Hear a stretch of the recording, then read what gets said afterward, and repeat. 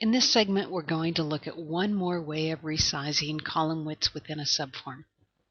I've opened up a database called BTS 168 Quiz Griggs. This is a copy of an old database that I have sitting around, and it's a good example of resizing column widths within a subform when the column widths are really too wide to accommodate the form is too narrow to accommodate the width of the columns in the subform. If I were to resize these column widths appropriately, there wouldn't be enough room to see anything else.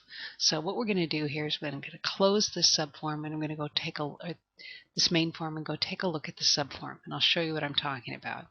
You say no to this, open up the subform, and we can see that there are a lot of fields. Right now we have here 1, 2, 3, 4, 5 fields. They're quite wide. The activity is quite wide. The start rating, second rating, final rating.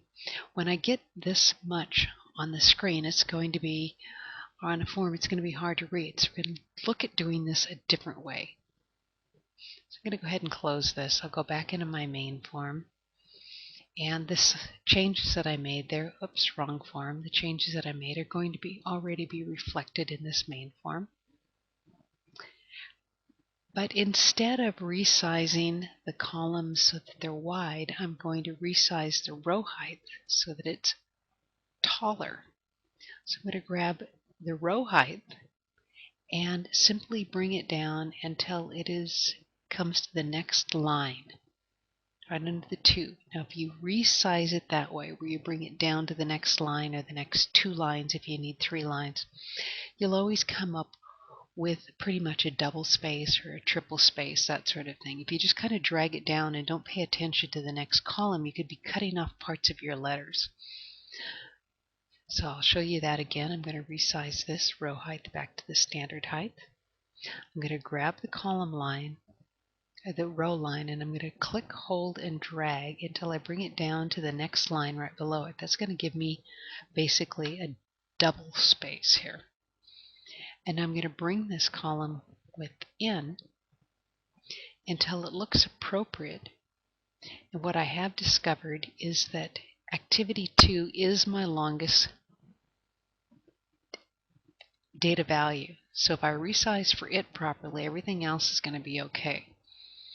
So I can bring this in just a little further, and I think that's about it. I'm going to grab this one, and I'll get here into layout view to get a hold of this, and I'll bring it out. Okay, you see how it turned white here? That's because what we're looking at now is the subform control. The subform control is a window that allows the main form or the subform to show through this window onto the main form. So we're looking at the window. It'll come back. All I have to do is switch views. I'll say yes to this.